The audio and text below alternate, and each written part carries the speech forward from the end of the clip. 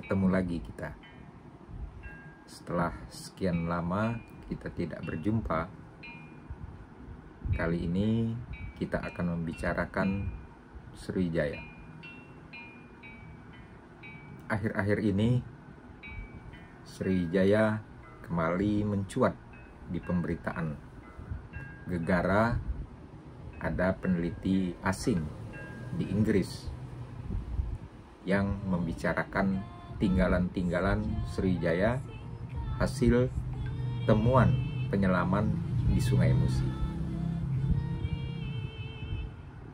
Hal ini membuat media kita, media Indonesia, berturut-turut beberapa hari ini mengangkat tentang hal itu. Dari pemberitaan tersebut ada sedikit ganjalan, mengingat ada ungkapan bahwa terkait Sriwijaya itu masih membutuhkan kajian mendalam terkait hubungannya dengan Palembang. Ungkapan itu juga mengatakan terkait temuan penyelaman di Sungai Musi itu butuh kajian mendalam juga untuk menentukan sebagai cagar budaya. Karena katanya cagar budaya itu tidak gampang. Dia harus memiliki nilai sejarah, nilai budaya, dan lain-lain. Nah, seperti kita ketahui, sebagian ahli bahkan sepakat bahwa Palembang itu pusat pemerintahan Sriwijaya. Memang ada pendapat-pendapat lain yang mengatakan pusat pemerintahan itu berpindah-pindah. Nah, kembali ke temuan Sungai Musi yang dilakukan oleh para penyelam, sesungguhnya sederhana.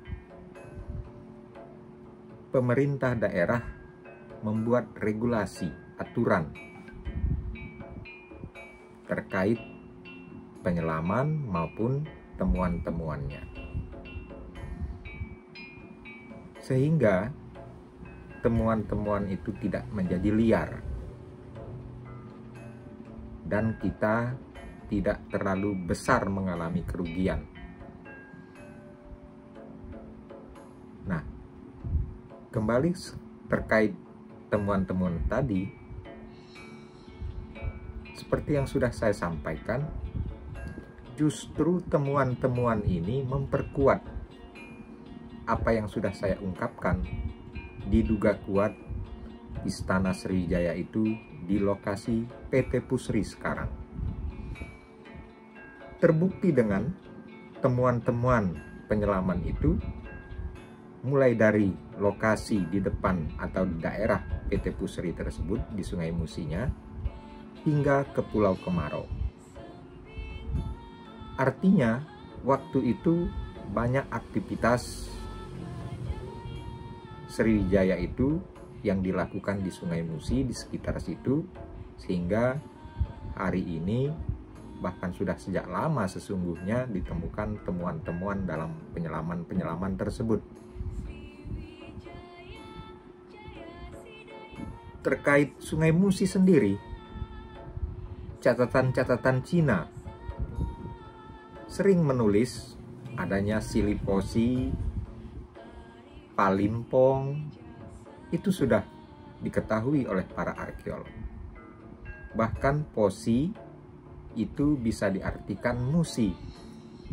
Jadi sangat aneh kalau dikatakan Musi terkait Sriwijaya masih perlu kajian mendalam. Sriwijaya itu negara maritim. Karena dia tidak di tepi laut, maka istananya di tepi Sungai Musi. karena aktivitas maritimnya. Jadi kembali terkait di mana lokasi Istana Sriwijaya itu, itulah lokasi PT Pusri. Hal ini berkenaan dengan Istana Kuto Gawang, Palembang Lamo istilahnya.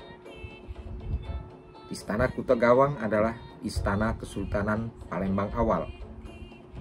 Mengapa disebut Istana Kuto Gawang? Diduga kuat waktu itu ada gerbang sehingga disebut Kuto Gawang, kota yang memiliki gerbang. Nah, dalam hal ini kita ingat prasasti Nalanda India. Ketika Rajendra Chola menyerang Sriwijaya, Rajendra Chola itu merampas hiasan-hiasan yang terdapat di gerbang Sriwijaya. Hiasan-hiasan mahal berharga itu dibawa ke Nalanda. Artinya, gerbang Sriwijaya itu memiliki relevansi sehingga ada penamaan Istana Kuto Gawang. Dengan penyelaman-penyelaman, temuan-temuan penyelaman ini semakin kuatlah bahwa di lokasi Pusri inilah lokasi Istana Sriwijaya. Kita lanjutkan berikutnya.